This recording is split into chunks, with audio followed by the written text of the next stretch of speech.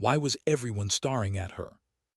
The air over Fort Ravenwood shimmered with heat, a thin mirage dancing across the firing range. The Nevada sun didn't just burn, it pressed. It weighed down on the skin, on the nerves, on the patience of every new recruit lined up shoulder to shoulder, trying to look braver than they felt. Boots shifted in the sand. Someone coughed. The metallic clack of rifles echoed faintly from the armory nearby. It was the kind of morning that turned hesitation into weakness and weakness into a lesson. "Whitaker," barked Staff Sergeant Harris, his voice like sandpaper. "Step forward."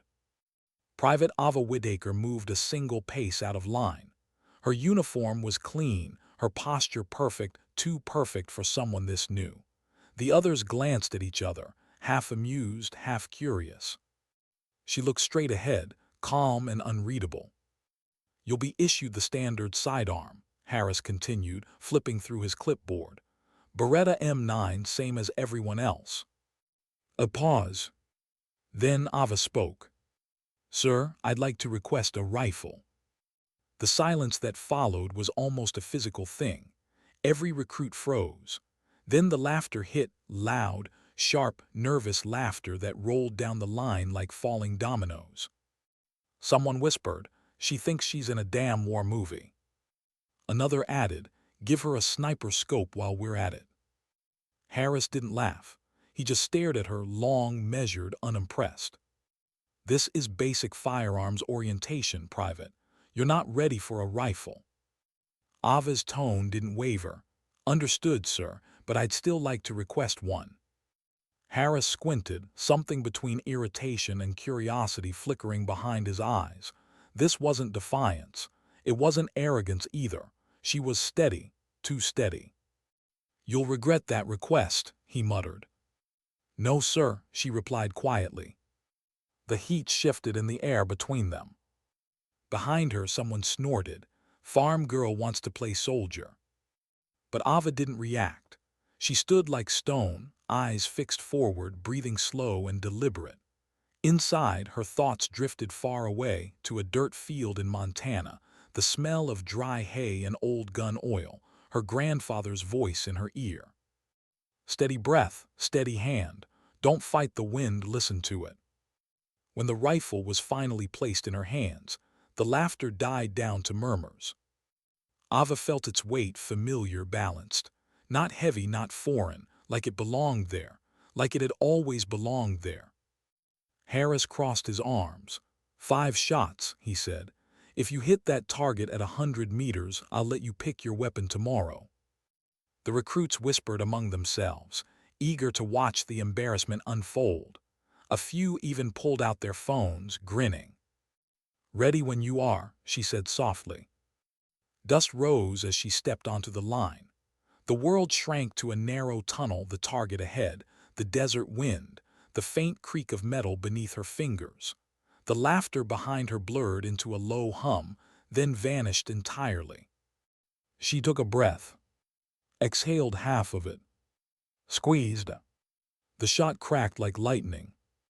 Downrange, the steel target flinched, a clean impact, dead center. Harris frowned.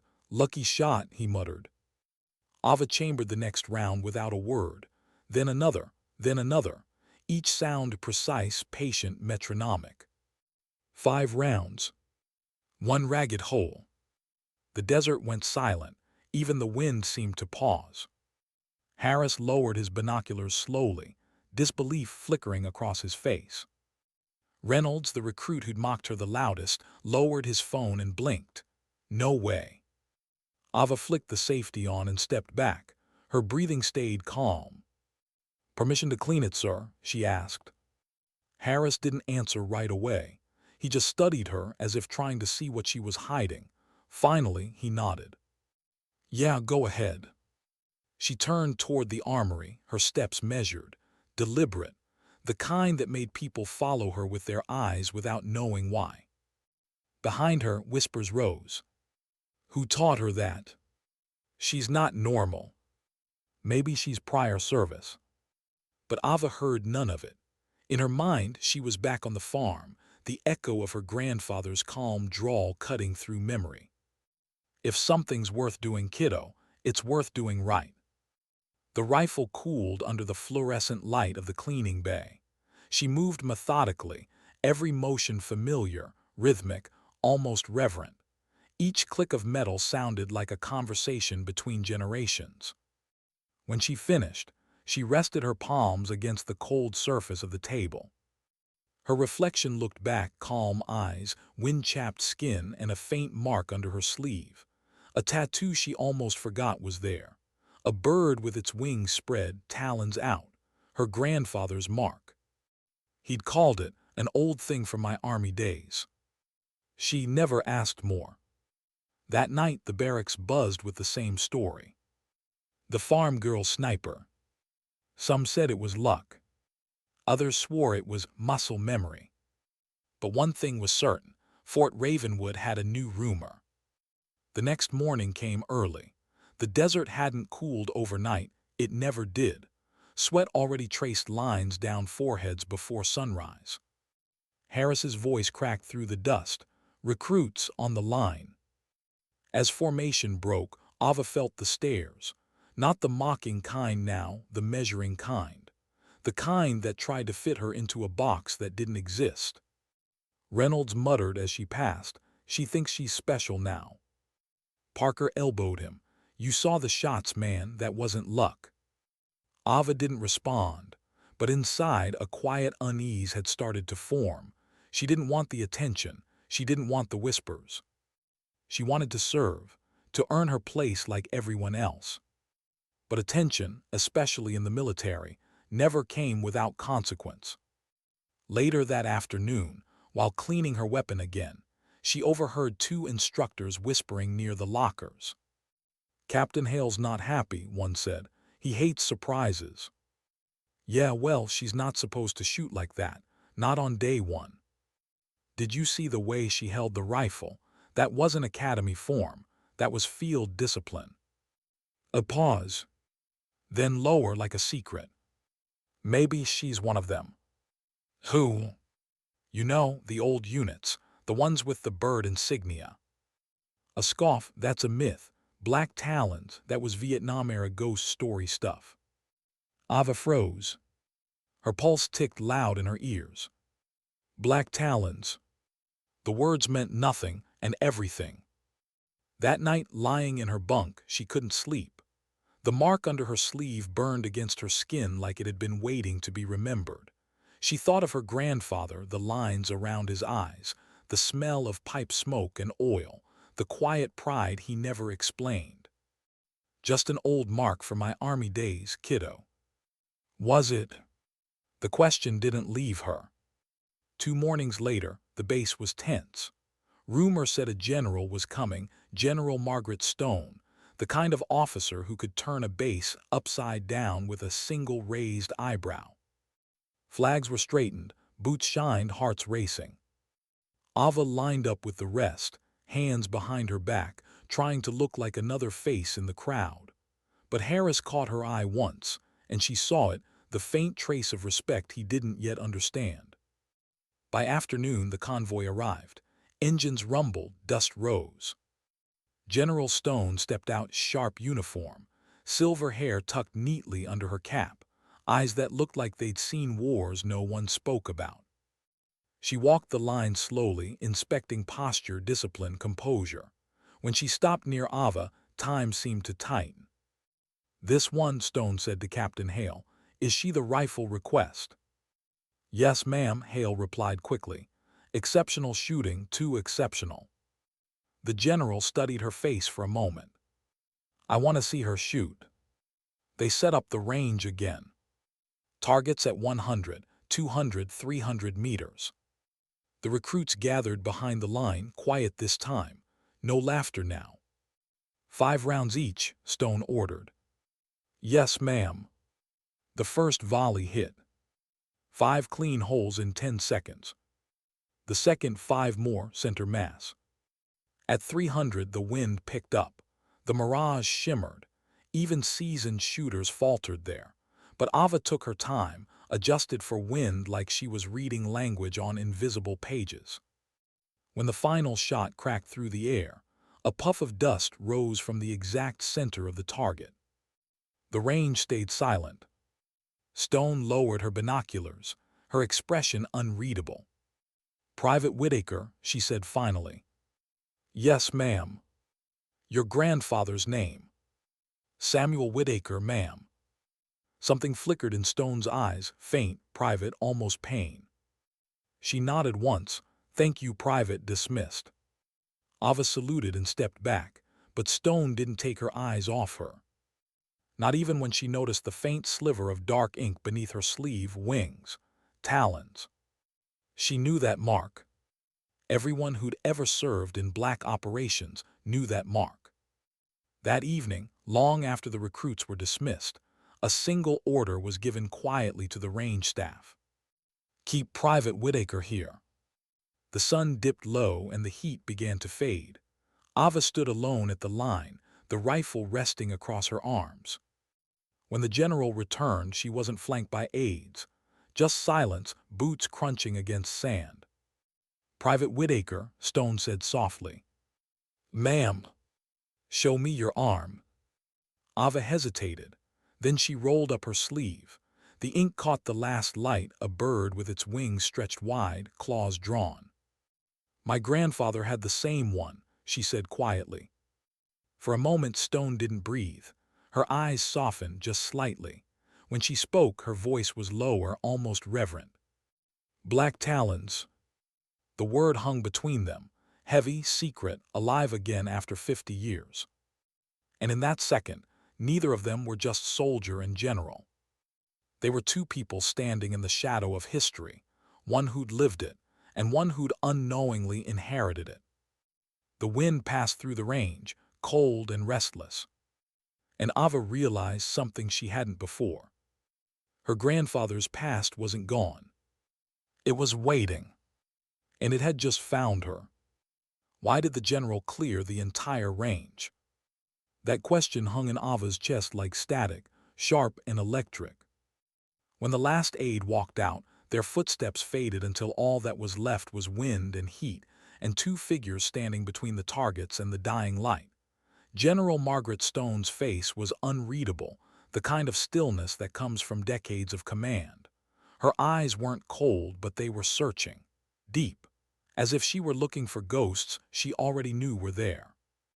"Your grandfather," Stone said quietly, "Samuel Whitaker." "Yes, ma'am." Stone took a slow breath. "He never told you who he was, did he?" "No, ma'am, he just said he served, and that was enough for him." The general nodded once, her jaw tightening. "It wasn't just service," she said. "It was silence, a burden carried by men who couldn't speak of what they'd done, even to the ones they loved." Her gaze shifted toward the targets Ava had destroyed earlier. "You didn't miss a single shot. Do you know how rare that is?" Ava shook her head. "I was just doing what he taught me." Stone's lips pressed together. "He taught you more than marksmanship, Private. He taught you discipline, instinct. That's something the Black Talons were built on." The name felt heavy again, like a door creaking open on something long buried. "Ma'am," Ava said slowly, "what were the Black Talons?" Stone's eyes lingered on the horizon for a long moment. Then she looked back. "Something that shouldn't exist anymore," she said softly. "And yet." Her eyes traced the tattoo on Ava's arm. "Here you are." The words carried no accusation, just realization. The general turned sharply. "Follow me." The hallway inside the administrative building felt colder than the air outside. Ava's boots echoed faintly on the tile. Every step seemed to pull her deeper into a silence that didn't belong to recruits. It belonged to the past. Stone led her down a narrow corridor lined with old photographs, grainy portraits of men and women who looked carved from time itself.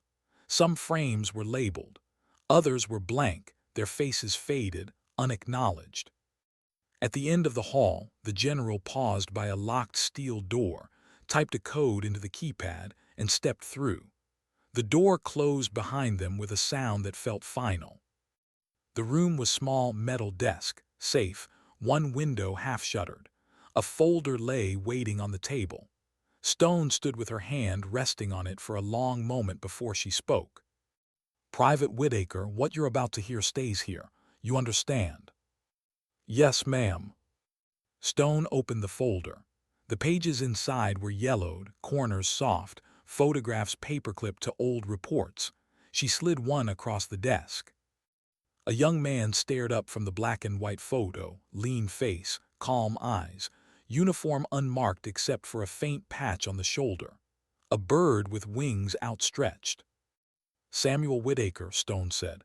"Code name Eagle Eye, Unit Black Talons." Ava's breath caught. Her grandfather's face looked younger, but the eyes were the same. That same quiet certainty. The same calm that steadied her hand every time she picked up a rifle. "He never told me," Ava whispered. Stone's expression softened. He couldn't. Everything about this unit was buried. They weren't on the record, not even in most military archives. Reconnaissance, long-range engagements, and extraction missions that technically never happened. She closed the folder gently. "Your grandfather wasn't a legend. He was a ghost. And the only reason you're hearing about him now is because you carry what he left behind." Ava stared at the picture again. The man who'd fixed fences, read her bedtime stories, and taught her how to breathe between heartbeats. He'd been something she couldn't begin to imagine. "He used to say the wind talks," she said softly. "I thought he was joking." Stone gave a small smile. He was. The Talons learned to read the world: wind, distance, rhythm, silence. They were hunters of war, but their purpose wasn't just to kill. It was to end things before they began. The room went still. The words hung heavy between them. Stone stepped aside, turning toward the door. "There's someone you should meet." When the door opened again, a tall, spare man stepped in. His hair was gray, his uniform crisp, his presence quiet but commanding. He saluted the general, then turned to Ava with a faint nod. "Colonel Thomas Reed," Stone said, "last surviving member of the Black Talons." The man's voice was low, roughened by age but still firm. "You look like him," he said. "Your grandfather, same eyes, same way of standing too, like you're always measuring something." Ava swallowed, unsure how to respond. "You knew him." "Knew him," Reed chuckled quietly, the sound filled with memory and sorrow. "He saved my life." He pulled out an old envelope, worn soft from handling.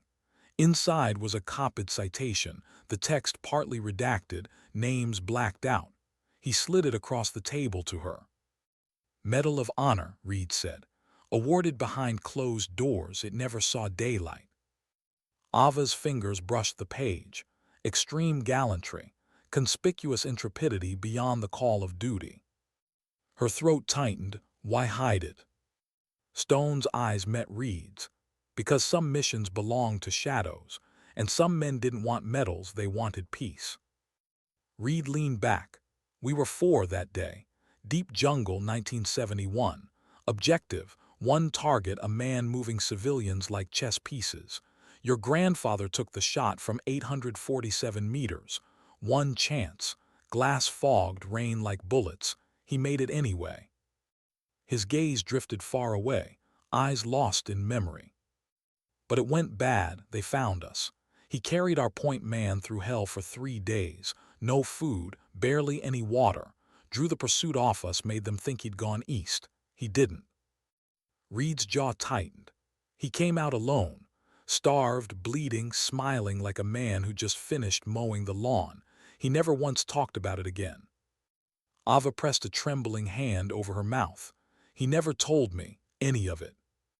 "He told you what mattered," Reed said quietly. "Discipline, patience, purpose." Stone studied her in silence, then spoke gently. "He didn't teach you to shoot, Ava. He trained you for legacy." The words landed like a weight she didn't know she'd been carrying until that moment. Legacy. It wasn't pride. It was continuity. Ava's eyes fell on the photograph again. "So what happens now?" Reed reached into his coat and pulled out a small card. Just a number. No name, no title. This number, he said, connects to a program we don't advertise. Advanced sniper and reconnaissance training. Not a glory post, a purpose post. You don't get medals there, you get clarity. Ava stared at the card. It looked harmless, but it pulsed with weight, a crossroad in her palm. Stone leaned forward. You don't have to answer now, take the night. Think about why you do it. Not for legacy, not for pride, for the discipline that built you. Ava nodded slowly. Yes, ma'am. The general smiled faintly, not kindly, but with respect. You have his eyes, she said. That same quiet fire. Don't let anyone tell you that silence means weakness. Night fell hard over Fort Ravenwood. The base quieted, only the hum of distant generators and the whistle of dry wind through metal siding. Ava walked alone toward the small chapel near the motor pool, a square of shadow under the stars. Inside, the air was cool and still, smelling faintly of old wax. She sat in the back pew, the citation in her lap, and read it again under the dim light. Words blurred, gallantry, risk, beyond the call. It didn't sound like her grandfather. It didn't sound like the man who'd patched roofs and taught her to tell time by the length of a shadow. And yet, maybe it did. The same patience, the same quiet precision, the same belief that doing something right meant never needing to be seen doing it. Footsteps echoed behind her. The base chaplain, John Ellis, walked in, an older man with the soft eyes of someone who'd seen too much and judged little. You look like you're wrestling with something, he said. Ava folded the paper carefully. How do you know if you're meant to do something dangerous? Ellis smiled faintly, when fear and purpose beat in the same rhythm. He sat beside her, leaving respectful space between them. You can't erase what you are, Private. You can only decide how to use it. Ava looked down at her hands, the same steady hands that had built fences and now broke expectations. He taught me everything precise, but he never told me why. Maybe he wanted you to find the why yourself, Ellis said softly. Tools are neutral, purpose is. The clock in the hallway ticked once. The silence stretched, gentle and alive. She took a long breath, the kind her grandfather used to tell her to take before pulling a trigger, slow, deliberate, decisive. She stood. Thank you, sir, she said, though she wasn't sure the thanks were for him. Outside, dawn's first blue touched the horizon. Trucks coughed to life in the distance. The air smelled like dust and oil and promise. Ava pulled the card from her pocket and turned it over once more. No name, no title, just a number and a future she couldn't yet see. She walked to the admin building, picked up the phone and dialed. It rang once. Then a voice answered, calm, composed, familiar. Reed. Sir, she said, her tone even. This is Private Whitaker, I'm in. Silence, then a single word, low, certain. Understood. And somewhere far above the desert, the first sunlight broke across the mountains, the kind of light that doesn't just reveal, it tests. The transport plane shuddered as it climbed into the thin Colorado air. Ava sat by the window, hands folded over a duffel that felt lighter than her heartbeat. Below, the desert shrank, Fort Ravenwood fading into a pale memory of dust and heat. She hadn't told anyone where she was going. She wasn't sure she even knew. The envelope she'd signed contained no destination, no timeline, no return date. Just an order number and a single line, report for evaluation. Bring nothing you aren't willing to rebuild. The engines droned, steady and low. The sky outside looked endless, a soft horizon cut by sunlight and cloud. At the base of the ramp, before she boarded, Staff Sergeant Harris had been waiting. His uniform still dusted with sand, his tone softer than she'd ever heard. You proved something here, Whitaker, he'd said, offering his hand. Not just to them, to all of us. She had taken it, her grip firm. Thank you, sir. He'd nodded once. Wherever they're sending you, make it count. Now as the plane banked toward the mountains, his words echoed quietly inside her. Make it count. The facility sat buried in the Rockies, a cluster of steel and concrete veiled in fog and pine. It didn't appear on any map. The sign at the gate didn't name it either, just numbers. When the transport touched down on the narrow runway, cold wind tore through the open hatch, carrying the smell of pine and altitude. Ava stepped down with her duffel, boots crunching against frost-hardened gravel. A voice called out, "Recruits, line up." There were 12 of them, men and women all stripped of rank and name, no insignia, no divisions, just fatigue uniforms and cold breath. A figure stepped forward from the shadow of a hangar, Master Sergeant Tors, tall, lean, built from pure precision. His face bore the stillness of someone who'd forgotten how to flinch. "You are not here to become elite," he said. "You are here to become useful." His voice cut through the wind, even and certain. "This is not a program. This is a filter." The Black Talons operated in the kind of silence that breaks most men. You will be broken, then rebuilt. If you can't accept that, leave now. No one moved. He studied their faces, then turned. "Follow." Training began before dawn. The air in the mountains was thin, each breath felt earned. The first exercise wasn't shooting. It was endurance, the kind that stripped away the comfort of ego and left only discipline. They ran blindfolded through obstacle courses, crawled through freezing rivers until their lips turned blue, fired rounds after 20-hour shifts without sleep. Ava said little. She listened, observed, adapted. She learned to steady her breath even when her hands shook from cold, to count her pulse instead of seconds, to feel the rhythm of wind instead of seeing it. Her instructors noticed, not because she was loud but because she was. She absorbed correction like oxygen, reshaped her form without resistance. During one early marksmanship test, another trainee, Corporal Jennings, cursed under his breath after missing 3 consecutive shots at 50 meters. "This scope's off," he muttered. Tors glanced at Ava. "Whitaker, show him." She took the rifle without a word, checked the sight, adjusted half an inch, then dropped prone. One shot, a clean hit. She stood, handed it back. "Scope's fine," she said quietly. Jennings glared. "Yeah, easy for you."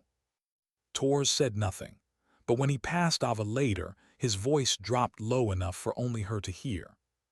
"You remind me of someone." The months bled together, snow to rain, rain to dust. They trained in mountain ranges, jungle simulations, urban ruins built from old towns stripped of windows.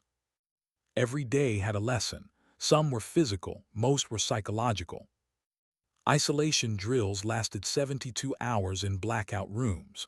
One by one, trainees quit, some quietly, some in tears. Ava stayed, counting breaths, listening to her own heartbeat echo like a metronome in the dark. When they practiced night raids, her eyes adjusted faster than most. When they learned to move through dense terrain without sound, she seemed to disappear entirely. But the hardest lesson came on day 81.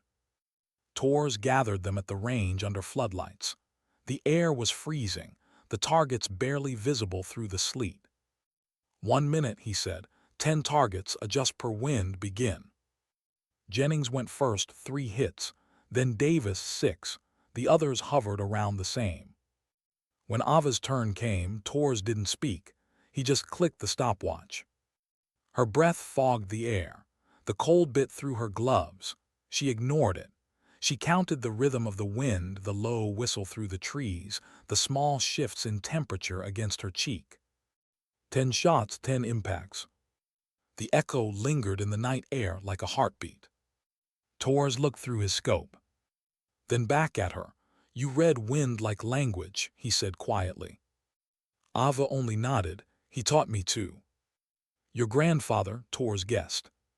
"Yes, sir." He didn't ask more, but something softened in his eyes, a flicker of respect rarely given in places like this. The months turned to a year. Some recruits left, others failed. 6 remained. Ava endured, but endurance came at a price.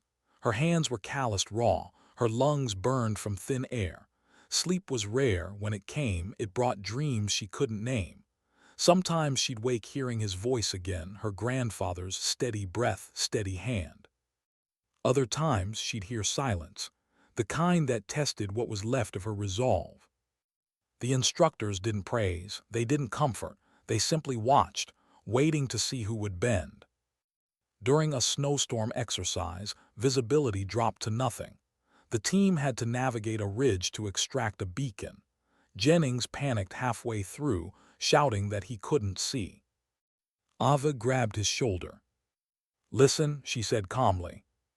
"What?" "The wind, it's shifting uphill. That means we're off course." She adjusted their direction by instinct, guiding the team by sound and memory. When they reached the beacon, Tors was waiting. "How'd you do it?" he asked. "Listened," she said simply. He studied her. "You think you're ready for the final?" She didn't answer, but she didn't have to. The final evaluation came 18 months in. 1,000 meters, crosswind, thin air, temperature fluctuating like a heartbeat. One shot, one chance. Ava lay prone on the ridge, snow biting her face. Her spotter, a soft-spoken recruit named Raffi, adjusted the scope. "No one ever hit that target," he muttered. "Not in this wind." She didn't look up. "Wind's not the problem." He frowned. "What is?" She inhaled slowly, the breath steady and calm. "Doubt." The world narrowed to a single line, barrel, sight, horizon. The cold was gone. The noise was gone. Only the heartbeat remained. Steady breath, steady hand. The rifle cracked. The valley seemed to hold its breath. Then a distant clang. The steel target fell backward. Silence followed, the kind of silence that says more than applause ever could. Raffi lowered the scope slowly. No one ever done that before. Behind them, Tors stood motionless. He didn't smile, not really. Just a quiet nod, as if witnessing something inevitable. "Welcome to the lineage," he said softly. "Black Talons live on." The words hit harder than she expected. Not pride, something deeper. Continuity. The echo of a legacy she hadn't sought, but one that had been waiting all along. She exhaled, lowering the rifle. Snowflakes gathered on the barrel, melting against her warmth. And for the first time in 2 years, she allowed herself a small smile. Weeks later, she received her insignia, not a patch, not a medal, just a black feather pin, small and unassuming. Tors placed it in her palm. "You wear this inside your uniform," he said. "Not for others, for yourself." "Yes, sir." "Remember something," he added. "You're not your grandfather, you're the continuation of his silence." Ava nodded. She understood. That night, alone in her bunk, she pinned it to the inside of her collar and whispered, "Thank you, sir." She wasn't sure if she meant Tors, or the voice that still guided her through every breath. Months later, when deployment came, it wasn't glamorous. No cameras, no ceremony, just a blacked-out aircraft and coordinates no one would speak aloud. But before she left, she stood once more at the edge of the mountain range, staring down at the endless sprawl of wilderness below. The same wind that had carried her grandfather's smoke now carried hers, cleaner, colder, but alive with the same purpose. She thought of him, of what he'd said once while fixing a fence at sunset. "Sometimes, kiddo, you don't get to choose when history finds you. You just choose what to do when it does." Now she finally understood. The path hadn't found her by accident. It had waited. And now she would carry it forward, quiet, unseen, but unbreakable. As the helicopter lifted, the wind tore across her face, sharp, cutting, pure. It didn't feel cold anymore. It felt like home. What do you do when the mission isn't about pulling the trigger, but deciding not to? The helicopter's rotors thundered above the valley as dawn split the sky. Below, The ground shimmered with fog and thin streaks of silver river cutting through green hills. Ava sat silent in the cargo bay, her rifle across her knees, eyes closed. It wasn't nerves, it was focus. The others around her checked gear, adjusted straps, traded quiet nods. Every face looked the same, unreadable, disciplined, detached. They weren't wearing flags. No names, no ranks, just purpose. Their team wasn't listed in any command log. Officially, they didn't exist. Colonel Reed had briefed them the night before, his voice calm, clipped, and free of drama. Recon only.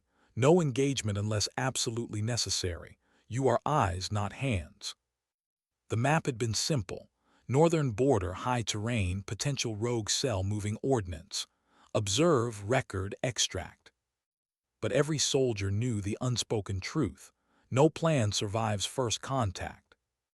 The helicopter jolted. 30 seconds, the crew chief yelled. Ava opened her eyes. Through the open ramp, sunlight broke over the ridgeline, golden and sharp, slicing the mist into thin ribbons. Tor's voice echoed in her memory. You are your environment. Feel it before you fight it.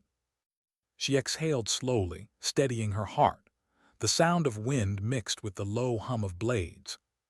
Then impact. Boots hit dirt. They moved as one, melting into the terrain like ghosts. By mid-morning, they'd reached the observation ridge.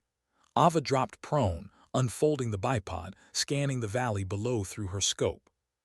2 miles away, a small compound lay nestled between tree lines, metal shacks, fuel drums, satellite dish. No flags, no insignias, just shadows moving in and out of doorways. Movement, 3 contacts east side, she whispered. Her spotter, Raffi, adjusted his rangefinder. Copy, looks like they're unloading crates. Marking positions. The rhythm was automatic, calm, surgical. The sound of her own breath became part of the landscape.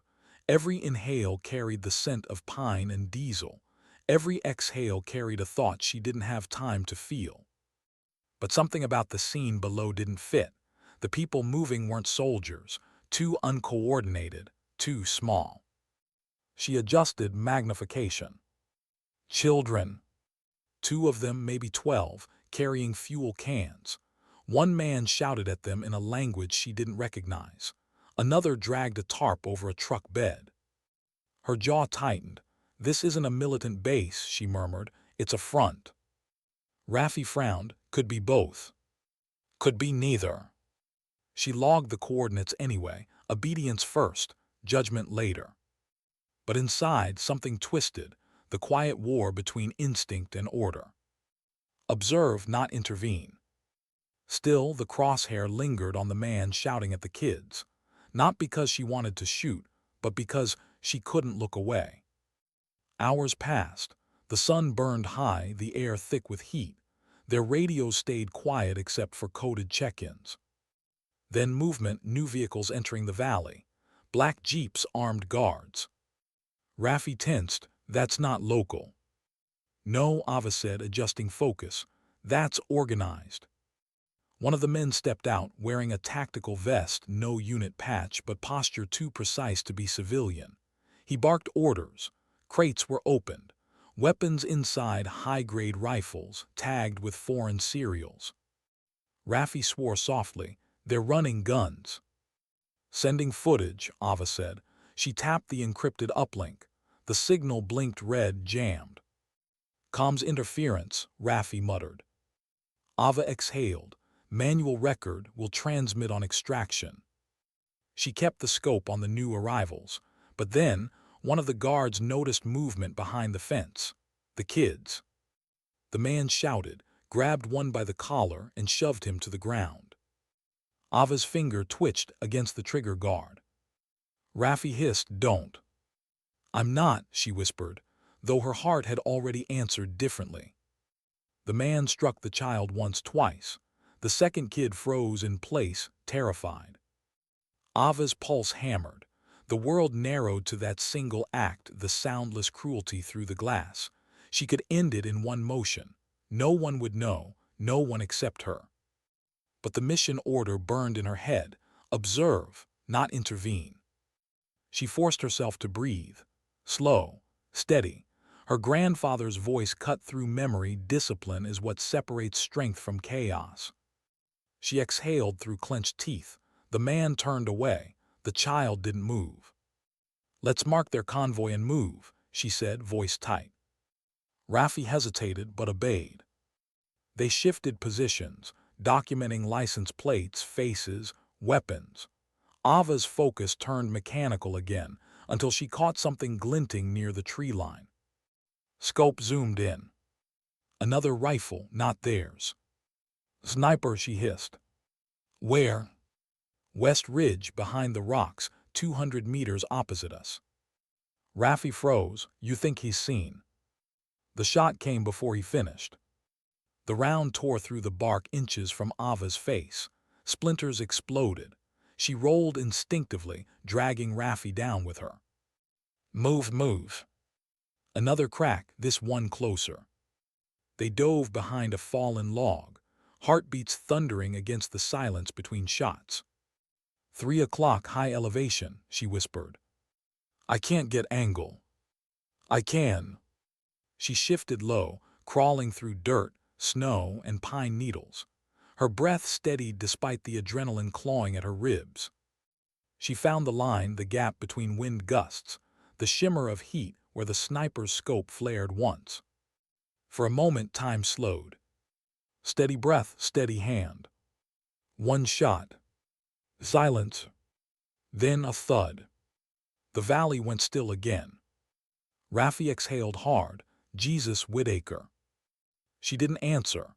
Her eyes stayed on the ridgeline until movement ceased completely. Then she checked her rifle, replaced the magazine, and whispered, "We're exfiling. Now." By nightfall, they reached the extraction point, a dry riverbed lit faintly by moonlight. The helicopter came low and silent, blades chopping through mist. Reed met them at the landing zone. He didn't speak right away, just studied their faces. "Report." Ava handed over her recorder. "Primary target, weapons transfer confirmed. Secondary observation, potential civilian presence." Reed's jaw tightened. "Casualties?" "One hostile neutralized, defensive only." He nodded, eyes flicking to the faint smudge of dirt and ash still on her cheek. "You kept your discipline." Ava said nothing. Reed's gaze softened just slightly. "Discipline doesn't mean you don't feel it. It means you act despite it." "Yes, sir." He looked at her longer than necessary. "That mark you wear, it wasn't meant for glory. It was meant for restraint." Then he turned, signaling the pilot, "Good work, Talons." As the helicopter lifted, Ava stared out over the valley shrinking below, small fires burning faintly where the compound had been. She thought of the 2 children, whether they'd survived, whether her silence had helped or condemned them. Her chest ached with a question she couldn't ask out loud. When does silence protect, and when does it betray? 2 days later, the debriefing ended with a single line in the report. Operation complete, no trace left. But Ava couldn't stop thinking about those faces in the valley. That night she stood outside the barracks, snow drifting under the floodlights. Her breath formed small clouds in the cold air. Tors joined her quietly. "You did what you were ordered to." "Orders don't feel the same as doing right," she said softly. He studied her. "You think your grandfather didn't ask himself that every day?" She looked at him, surprised. "I served with him once," Tors said. "Years before you were born. Back then he made a call, one that saved us but cost others.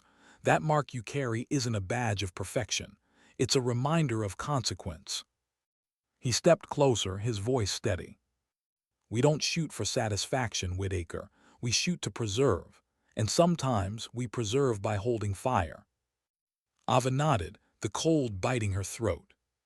"I hesitated today," she said. "Almost broke protocol." "Good," Tors said. "If you ever stop feeling the weight of that, you don't belong behind a rifle." He turned to leave but paused. "You did right, Ava. The general would have said the same. When she returned to her quarters, she opened her rifle case and began cleaning the weapon, each motion deliberate, slow, precise. Oilcloth, barrel, bolt, repeat.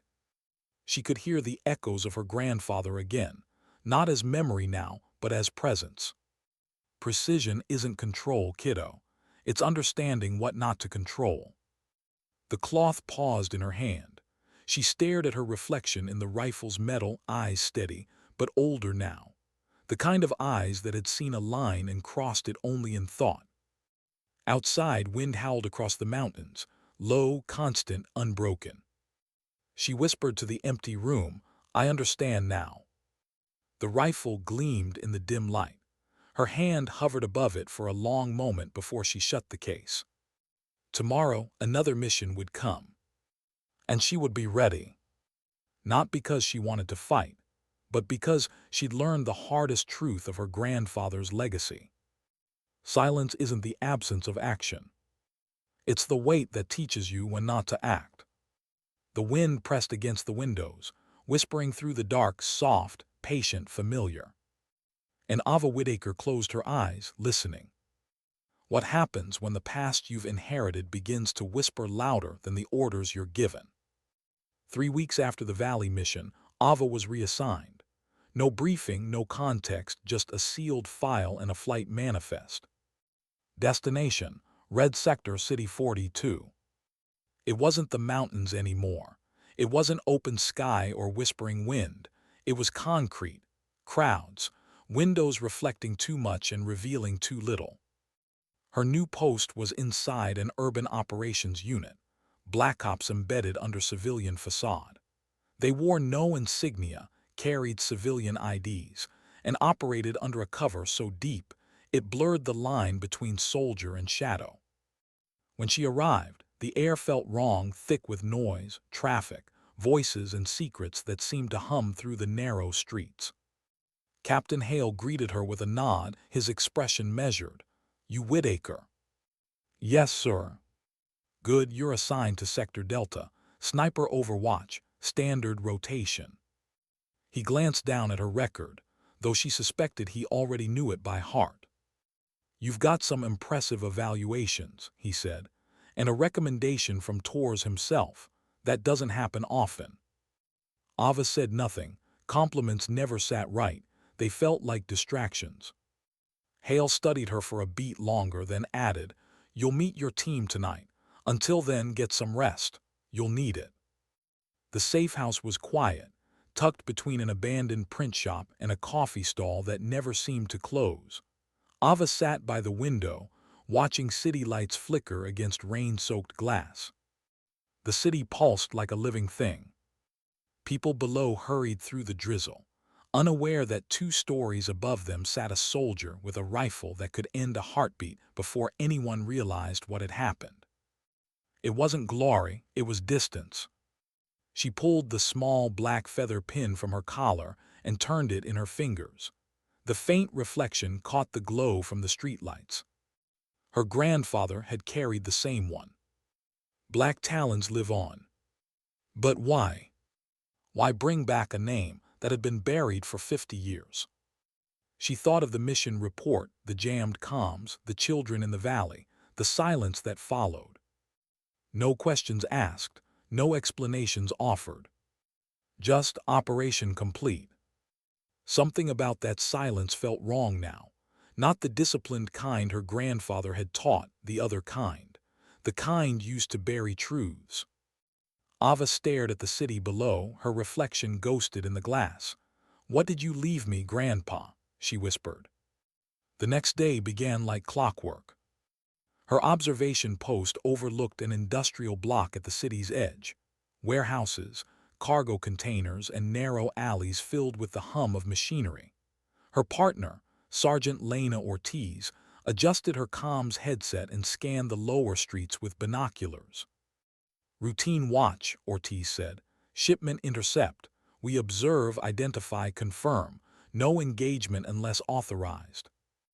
Ava nodded, "Got it." Hours passed. Rain turned the rooftops slick and gray. Trucks moved in and out of the compound below, nothing unusual, until 1400 hours. A convoy arrived, black vans, no markings. New arrivals, Ortiz murmured, not in the manifest. Through her scope, Ava saw 6 men in tactical gear, faces covered, movements rehearsed. Private security, she asked. Ortiz frowned, not the friendly kind. Ava zoomed in. The lead man's sleeve lifted slightly as he handed a folder to another, revealing a faint tattoo. Wings, talons. Her stomach clenched. Zoom on target 2, she whispered. Ortiz adjusted her binoculars. You see that? I see it. The same insignia her grandfather wore, the same mark she carried under her sleeve. But these men weren't ghosts of Vietnam. They were here, now. Ortiz tapped her mic. Command Delta 1, requesting ID verification on unidentified Unit 6 operators, insignia unknown. Static. Ava's pulse quickened. Comms are dead, Ortiz said, tapping the earpiece. Same as the valley. Ava's eyes stayed on the group. The men entered the warehouse. 2 remained outside, scanning the rooftops. Her training screamed restraint. Her instincts screamed wrong. Observe, not engage. But then a sound. Sharp, sudden. A scream from inside the warehouse. Ortiz tensed. Was that? Ava didn't answer. She was already moving. They reached the stairwell, weapons drawn, boots silent on wet concrete. The sound came again, faint but unmistakable. Pain, fear. Ortiz whispered, orders. Ava hesitated. The mission was observation only. No engagement. But something inside her, something older than training, whispered, don't let history repeat itself. She nodded once. We move. They breached through a side entrance, clearing corners in silence. Inside, the air smelled like oil and iron. Crates lined the walls. In the center, a man tied to a chair, bleeding from the nose, surrounded by 3 of the unknown operators. The one with the tattoo pressed a pistol to the captive's head. Where's the rest of it? He demanded. Ava raised her rifle, scope aligned. Her finger hovered above the trigger. Observe, not intervene. The words clashed with her heartbeat. The captive coughed, spitting blood. You're supposed to be ghosts, he gasped. You don't exist. The tattooed man smiled. Exactly. He pulled the hammer back. Ava fired. The man fell before the sound reached his partners. Chaos erupted. Shouts. Muzzle flashes. Ortiz ducked behind a crate, returning controlled bursts. 2 down, 1 fleeing. Ava moved like instinct, calm, precise, unshaken. When silence returned, only the echo of rain remained. Ortiz stared at her, breathing hard. You just shot a friendly. No, Ava said, scanning the bodies. Look closer. The uniforms had no national insignia, no standard issue tags. Their rifles, foreign models, modified. Ortiz swallowed. Then who the hell were they? Ava looked down at the tattoo again, the black bird inked on the man's wrist. Her throat tightened, something that should have stayed buried. They extracted the captive, a local informant for intelligence command. He was shaken, bruised, but alive. Before medical took him away, he turned to Ava. You saved me. I didn't think your kind still existed. She frowned. My kind. The ones with that mark, he said weakly. They used to come when things went bad, used to fix what no one else could, until they vanished. Ava didn't answer. She couldn't. Because she'd seen the same mark on the dead man's arm, and now she didn't know which side the Black Talons had truly been on anymore. Later, back at HQ, Captain Hale's office felt heavier than usual. You violated direct protocol, he said flatly. Yes, sir, Ava said. You engaged without command authorization. That decision could have compromised the operation. Yes, sir. He studied her in silence, then leaned back. Except you were right. Her head lifted slightly. That warehouse, Hale continued, wasn't on our recon map. After your engagement, Command cross-checked the serials on those crates. They were ours, U.S. ordnance stolen and redistributed through Black Channels. Ava frowned, so they were rogue. Hale nodded slowly. Rogue, yes, but organized. Someone high up signed off on that movement. His eyes met hers. Whoever they are, they're using the Black Talons' name to operate off-record. The words sank like ice through her chest. Then my grandfather's unit. Wasn't the last, Hale said quietly. Looks like someone decided to bring it back, without oversight. Ava felt her pulse in her throat. Why use the name? Because the name carries silence, Hale said, and silence hides everything. That night she couldn't sleep. The rain hadn't stopped. It beat against the window like a restless heartbeat.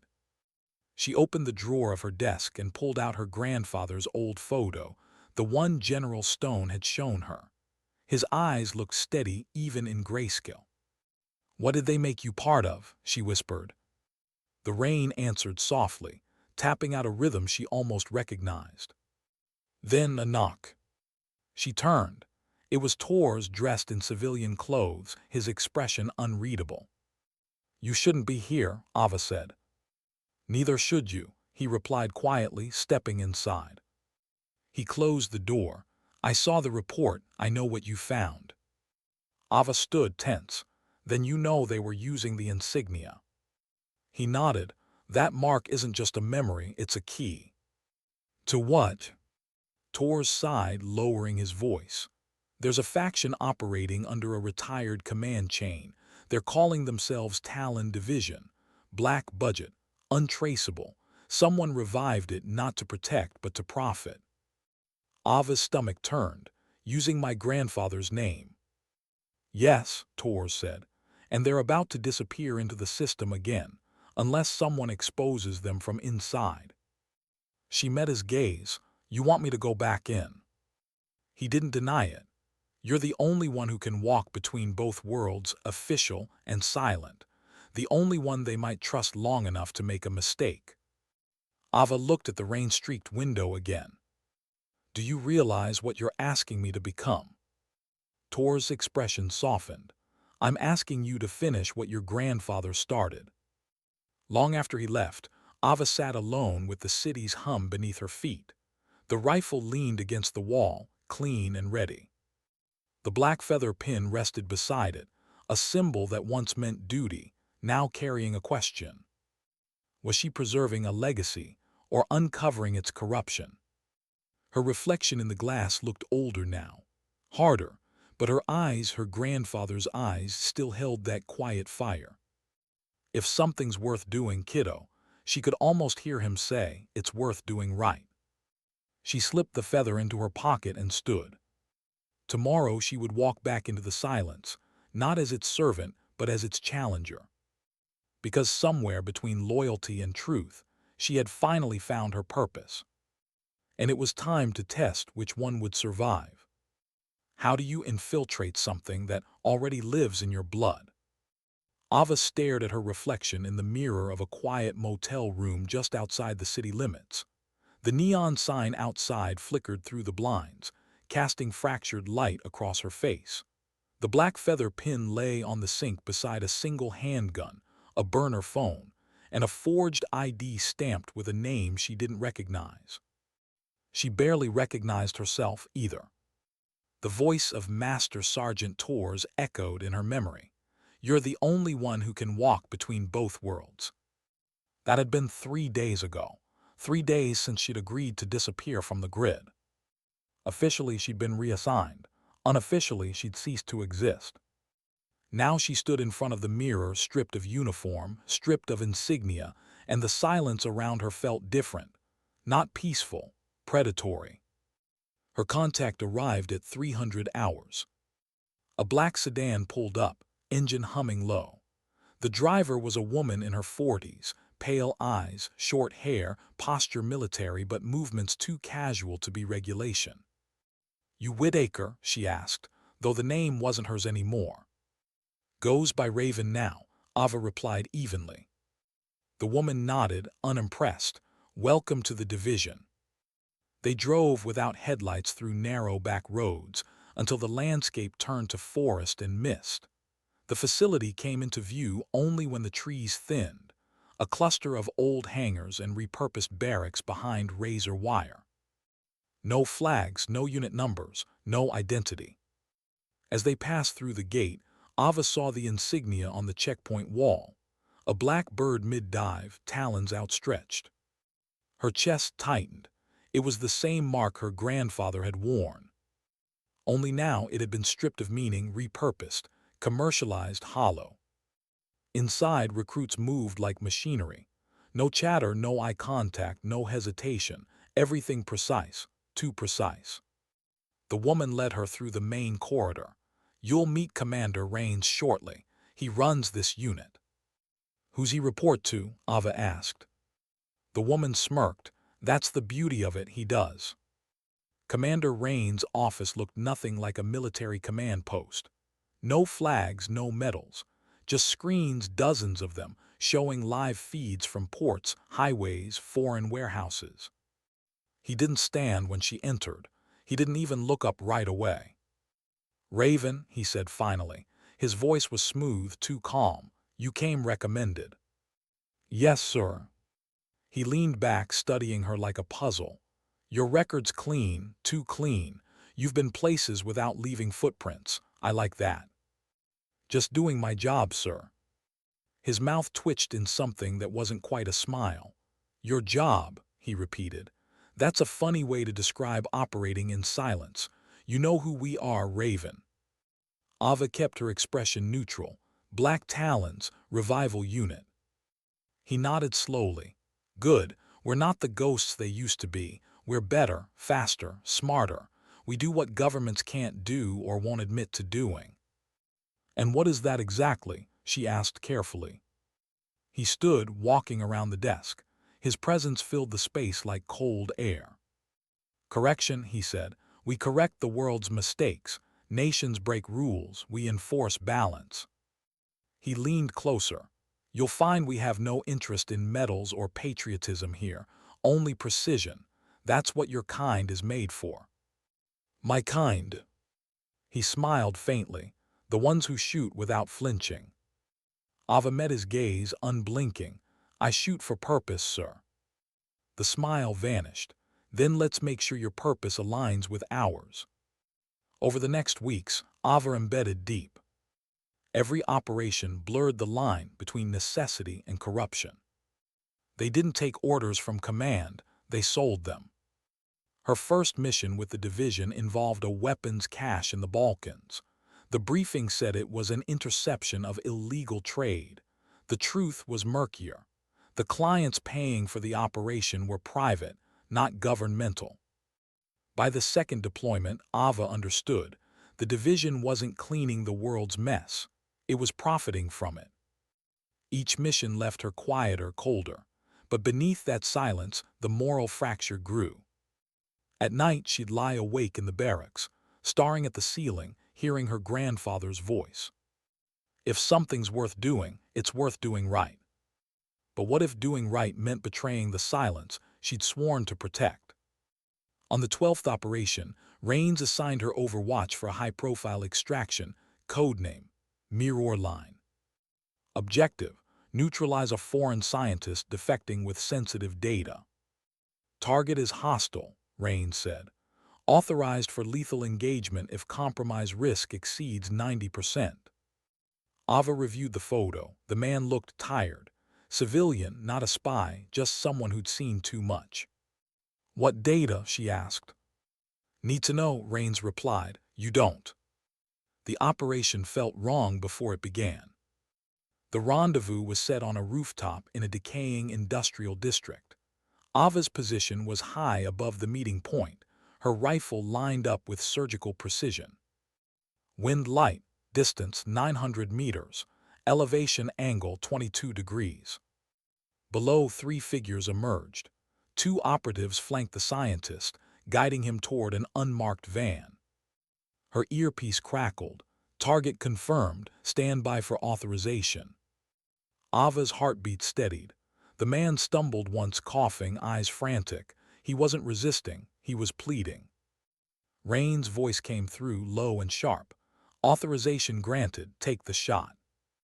She froze, say again. Take the shot. Target's unarmed. Silence, then, that's an order. The crosshairs hovered over the man's chest. Her finger brushed the trigger, but she couldn't hear Rain's anymore. She could only hear the echo of another voice, older and softer. You don't shoot for satisfaction, kiddo.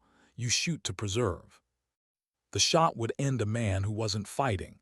It would preserve nothing. Ava's finger lifted from the trigger. Negative, she whispered. He's non-combatant. Rain's voice turned cold. You disobey and you'll join him. She exhaled. The weight of decision settled in her lungs. Copy that, she said, then cut comms. Her scope shifted, aligning not with the scientist but with the van behind him, the fuel tank. She fired once. The explosion ripped through the night, a bloom of light that swallowed sound and command alike. Chaos below. The operative scrambled, the scientist thrown clear, alive. Ava grabbed her gear, moving before Rain's voice could reach her again. By dawn she was gone. Her ID burned, her comms destroyed. The division would mark her rogue before the sun finished rising. She made her way through abandoned rail lines, then into the countryside. The quiet returned, but not the kind that soothed, the kind that accused. For the first time, she questioned whether she'd honored her grandfather or betrayed him. She reached a remote cabin at the tree line, a fallback point Tors had given her just in case. Inside, dust and silence, a single light flickered weakly. She set her rifle on the table, her hands trembling now not from fear, but from everything she hadn't let herself feel. When the knock came hours later, she didn't flinch. Tors entered, coat soaked from rain, eyes sharp but weary. They'll come for you, he said simply. I know. He walked closer, glancing at the rifle. You disobeyed. I refused to execute an unarmed man. He nodded slowly. Then you didn't disobey, you remembered who you are. Ava's voice cracked for the first time. They used the name, Black Talons, for this. Tors exhaled. Names change meaning when power gets hungry, but symbols, they can be reclaimed. She looked at him, searching. What do I do now? He placed a folded document on the table, marked confidential, DECLASSAFIED, by order of General Stone. She's gone, he said quietly, but she left this for you. Ava opened it. Inside, reports, old grainy photos, a name that froze her blood. Operation Nightfall. Her grandfather's final mission. And listed under command approval, Rains LT, 1971. Ava's breath caught. Rains was one of them. Tors nodded grimly. He was your grandfather's commanding officer. He survived Vietnam and buried what they did until he built his own empire from its ashes. It made sense now. The secrecy, the silence, the exploitation of a name built on honor. She closed the folder slowly. Then I finish it. Tors met her gaze. You can't go to war alone. I don't need to, Ava said softly. I have legacy. Outside, thunder rolled across the valley, distant, heavy, like the world remembering something it tried to forget. That night, she sat by the window, the folder open on her lap. Her grandfather's photo looked back at her from a time when the mark still meant something pure. She touched the tattoo on her arm, the ink her grandfather had once worn with quiet pride. They twisted your name, she whispered. Now I'll take it back. The storm wind howled through the trees, rattling the cabin walls. And Ava Whittaker, last of the true Black Talons, began planning how to hunt a ghost born from her own lineage. Not for vengeance, for restoration. Because some legacies aren't carried forward. They're taken back. When you decide to fight ghosts, how do you know the one staring back isn't you? The storm hadn't stopped since midnight. Rain hammered the cabin roof like shrapnel, drumming in time with Ava's heartbeat. Maps, photos, and fragments of classified reports covered the table, a jigsaw of betrayal stretching back 50 years. Every thread led to one name, Rains. She traced his rise through declassified operations, covert supply chains, fake humanitarian fronts, silent eliminations. What began as a secret rescue unit had mutated into a corporate militia, hired by whoever could afford their loyalty. He had built an empire of silence on her grandfather's bones. Ava's hands tightened around a faded photograph, her grandfather standing beside Rains in uniform, both younger, both proud. She whispered to the picture, "You trusted him." The wind pushed against the windows like an answer. By dawn, she'd made her choice. There would be no command approval, no backup. Just her and truth. She loaded her rifle, the same one that had seen the valley, the city, the betrayal. Every piece cleaned until it gleamed like memory itself. From Tor's file, she'd learned the division's next operation, an arms exchange on the coast under a false relief convoy. Rains would be there in person. That was all she needed. At 600, she moved through the forest toward the coast road. Mist rose off the earth, curling around her boots like ghosts reluctant to let her go. Her gear was stripped down, silent fabric, no insignia, no identity. Halfway down the ridge, she stopped. Her breath fogged in the cold air. She thought of the children in the valley, the man in the warehouse, the scientist she'd spared, all the lives balanced against orders and silence. She carried the guilt like armor. Now it felt more like direction. This isn't revenge, she told herself, it's correction. The coastal site came into view by midday, a derelict dockyard turned temporary staging ground. Trucks lined the pier, men in plain fatigues unloading crates. At the center stood Rains, older now, silver hair slicked back, still sharp, still commanding. He wasn't hiding anymore. He didn't need to. Through her scope, Ava watched him shake hands with a man in a tailored suit. Documents changed hands. Cases of weapons were rolled toward an unmarked freighter. So this was the truth. The new Black Talons weren't soldiers. They were businessmen. Ava adjusted the dial. Wind steady. Range 1,200 meters. The crosshair rested on Rains's chest. One breath, 1 ounce of pressure. It would be over. But she didn't take the shot. Not yet. Killing him wouldn't restore the name. It would bury it again, this time under vengeance instead of silence. She lowered the rifle. A voice crackled softly through her comm. "Didn't think you'd actually come." Ava froze, Tors. "Don't turn around," he said. "You've got eyes on you." She scanned the reflection in her scope, movement behind, a shadow on the upper ridge. "Division sweep team," Tors whispered. "They know someone leaked the file. They're here to clean house, both of us." "How'd they find me?" "Doesn't matter. Listen carefully. I've got an uplink drone ready. If we transmit those documents, the world will see everything Rains built. But we need visual confirmation first, evidence in hand." Ava's pulse steadied. "Copy, I'll get close." She broke down the rifle, slinging it under her coat, and began descending toward the docks. The rain masked her movement. She slipped between shipping containers, blending with the rhythm of work crews. Voices echoed in languages she didn't understand. The smell of fuel and sea salt filled the air. Near the pier's end, she spotted Rains again, now speaking into a secure line, his tone impatient. "Extraction in 40, he said. "After that, burn the records." Ava's eyes narrowed. She raised her small body cam, locking focus on the exchange. The feed blinked red, recording.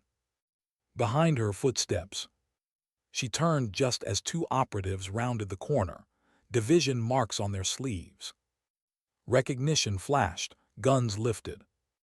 Ava ducked behind a crate as bullets tore splinters through the wood. She rolled, fired twice. Both men dropped before their weapons clattered to the floor. Shouts erupted down the line. Alarms followed. So much for silence. Rains looked up sharply as the first shot echoed. He barked orders, and his men scattered toward defensive positions. Ava moved fast, weaving through steel corridors of cargo. She reached the control building overlooking the pier, the heart of the operation. Inside, monitors flickered with manifests and bank transfers, every shipment linked to accounts under Raines's name, proof enough to bury him 1,000 times. She inserted the drive Tors had given her. Files began copying. "Upload at 60%, she whispered. Then the door slammed open. Rain stood there, pistol drawn. Rain dripped from his coat, eyes cold as steel. "So it's true," he said softly. "The granddaughter of Michael Whitaker turned traitor." Ava turned slowly, hands raised but steady. "Funny, that's what I came to call you." He stepped closer. "You don't understand what this place is. We're not the villains here. We kept balance. We made sure chaos stayed profitable and contained." "Contained," her voice cracked. "You sold soldiers, you killed civilians. You used a name built on honor to hide your greed." Rains tilted his head, almost pitying. "Honor doesn't win wars, Whitaker. It just buries those who believe in it." He raised the pistol. Ava exhaled, slow, deliberate, and dropped to one knee. Her hand found the small sidearm holstered at her boot. She fired once. The bullet struck his wrist, sending the gun spinning across the floor. He staggered back, shock cutting through composure. "You could have killed me," he hissed. "I don't shoot for satisfaction," Ava said quietly. "I shoot to preserve." The upload chimed complete. She pulled the drive free and pocketed it. Rain's expression hardened. "You think exposure changes anything? Systems replace names. You'll die before they even spell yours right." "Maybe," Ava said, "but you'll finally have to answer for what you built." She turned to leave, but his voice stopped her. "You think you're saving your grandfather's legacy. You're not. You're destroying it." She looked back at him one last time. "No, sir, I'm freeing it." Then she was gone. The docks erupted in chaos. Floodlights flared. Sirens screamed. Ava sprinted toward the northern breakwall, bullets cutting through rain mist around her. The ocean roared against the rocks below. "Tors," she panted into comms. "I have the drive, get ready." "Copy that," came his reply. "Drone overhead, send it." She attached the drive to a transmitter beacon and threw it skyward. The drone caught the signal, lights blinking green before vanishing into the clouds. "Transmission started," Tors said. "You did it." But before relief could settle, a flash lit the sky. The freighter exploded, a chain reaction ripping through the dock. Ava was thrown backward, heat and noise swallowing everything. When she opened her eyes, the world was fire and rain. She pulled herself upright, coughing. The docks were gone, twisted metal and water where once stood Raines's empire. No sign of him, no sign of anyone. Only the black feather insignia, burning on a broken crate, curling into ash. She stumbled to higher ground where Tors waited beside a jeep. He ran toward her, catching her before she fell. "You're bleeding," he said. "Not enough to stop," she murmured. "The upload went through," he said, voice steady but eyes wide with disbelief. "It's everywhere, internal servers, news feeds, watchdogs. Rains is finished." Ava looked back toward the burning coastline. "Then maybe the name can rest." Tors handed her a small radio. "Command wants to debrief you. They're calling it whistleblowing." She gave a faint, tired laugh. "That's one word for it." He smiled. "They'll rebuild the Talons someday. The real way, maybe you'll lead it." Ava shook her head. "No, the world doesn't need another ghost unit. It just needs people who remember why silence exists." They drove through the night, until the flames were nothing but a glow behind the hills. At sunrise, They stopped at an overlook above the ocean. The sky burned gold and silver where it touched the water. Ava stepped out, breathing in the salt air, her first breath in years that didn't taste like command. She unclipped the black feather pin from her pocket and held it up to the light. It shimmered once, still carrying her grandfather's quiet dignity. Then she let it fall. The wind caught it, carrying it out over the cliffs until it vanished into the sea. Tors watched silently. "You sure?" She nodded. "Legacy isn't meant to be worn, it's meant to be remembered." They stood there as the sun rose higher, breaking through the last of the storm. For the first time, Ava didn't feel like a soldier without a flag. She felt human. That night, reports flooded every channel. The Talon division exposed, reigns unaccounted for. Public outcry, investigations, denials. The world would forget in time, as it always did, but the truth was out. In a quiet bar on the city's edge, Ava sat alone with a cup of coffee, no weapon, no name. A television flickered behind the counter, replaying drone footage of the explosion. A reporter's voice called her actions rogue heroism. She almost smiled. Heroism. That wasn't what this had been. It had been duty stripped bare. Outside, the rain finally stopped. She stepped into the cool air, the city lights reflecting off puddles like broken mirrors. A passerby brushed her shoulder, muttering an apology. She nodded, blending into the crowd, disappearing into the rhythm of ordinary life. No one looked twice, no one knew who she was. And for once, that anonymity felt right. She whispered under her breath, not for herself, but for the ghost who'd guided her there. Sometimes dignity doesn't speak, it simply acts. What happens to soldiers when the war they fought exists only in shadows? 6 months had passed since the night the docks burned. The world had moved on at least, that's what the headlines said. But the truth rarely fades, it just buries itself deeper. The Talon Division investigation spread across continents.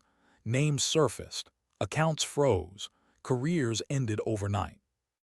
The networks called it the Silent Empire Scandal. They didn't know it began with one woman. A name redacted from every official report. Ava Whitaker had disappeared again. No trace, no sightings, not even Tors knew where she'd gone. But whispers traveled through quiet circles about a woman who dismantled a black-budget militia without firing more than a handful of shots. Some called her a traitor. Others called her a ghost. Most called her nothing at all. Far north, where the mountains met the sea, a lone cabin stood beneath a canopy of evergreens. Smoke drifted gently from the chimney. Inside, Ava moved with quiet rhythm.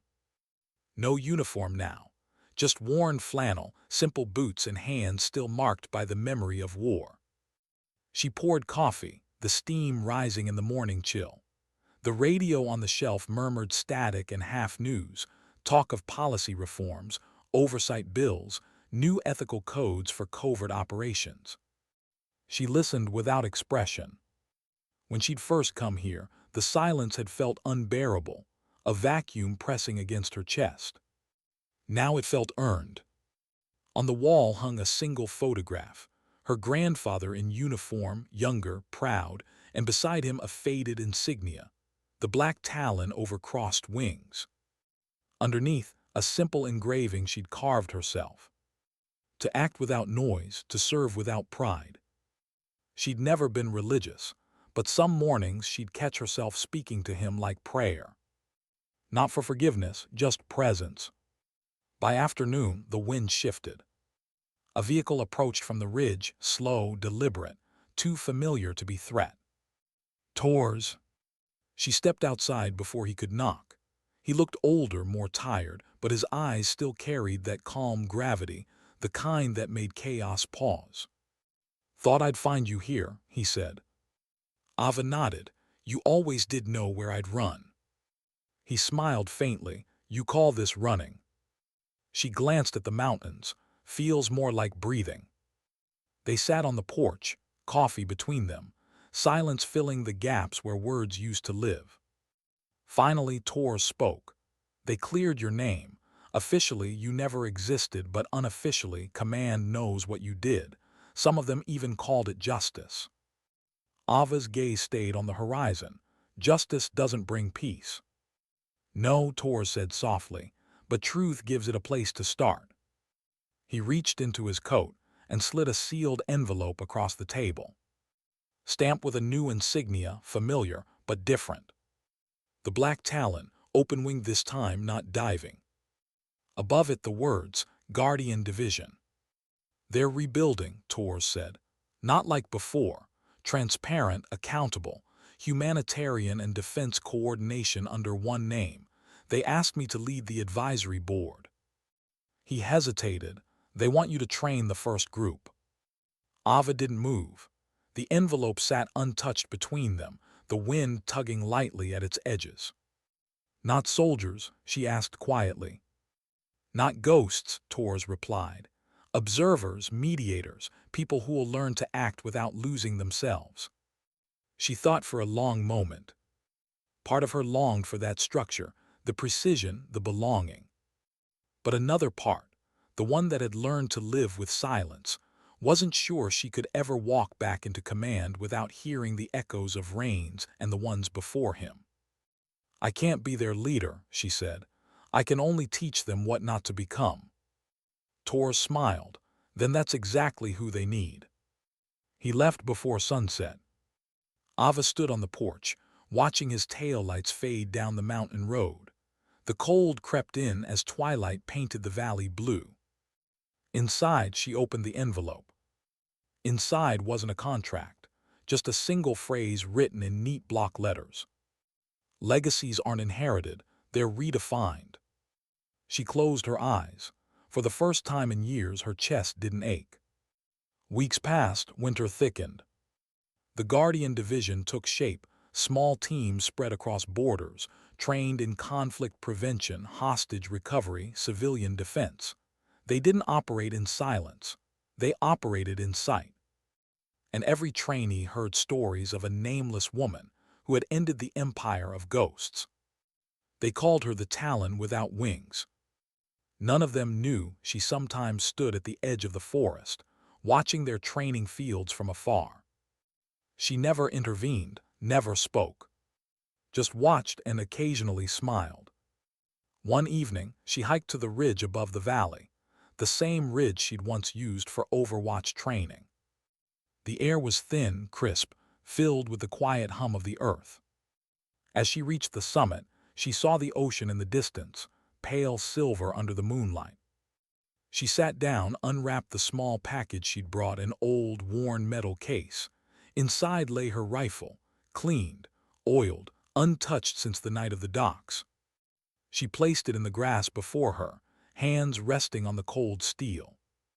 "This isn't who I am anymore," she whispered. Her voice carried across the ridge, small but steady. "But thank you for what you gave me." Then she removed the scope, the magazine, the bolt. One by one, she set each piece down beside the others, disassembled, final, complete. When she was done, she buried them under a cairn of stones. Not as a grave, as a promise. Morning broke golden over the mountains. Ava stood by the river bank, the reflection of the rising sun trembling in the water. For the first time her mind was quiet.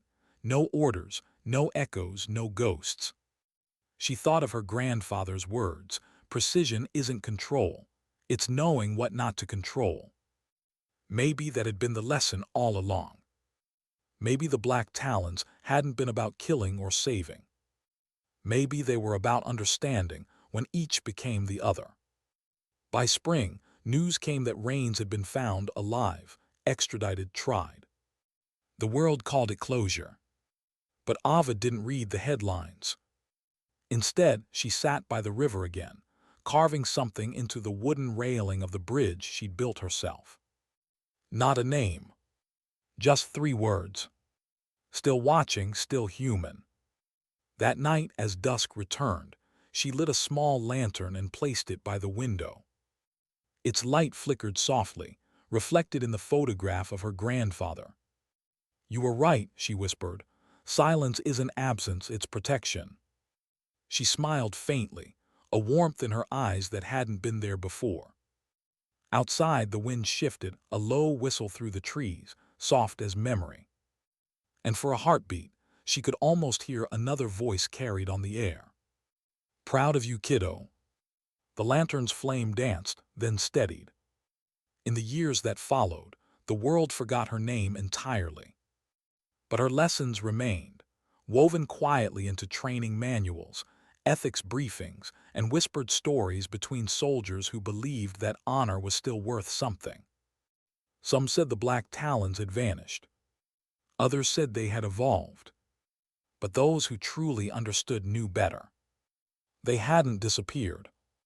They'd simply learned that sometimes the greatest mark a warrior can leave is the one she chooses not to carve. The last light of day faded behind the mountains. Ava closed her eyes, feeling the warmth of the lantern against her skin. Her story had no monument, no medal, no headline. Just peace. And in that silence, in that simple act of stillness, she finally became everything the name Black Talons was meant to represent. Not fear, not death, but dignity. Because sometimes, dignity doesn't speak. It simply acts.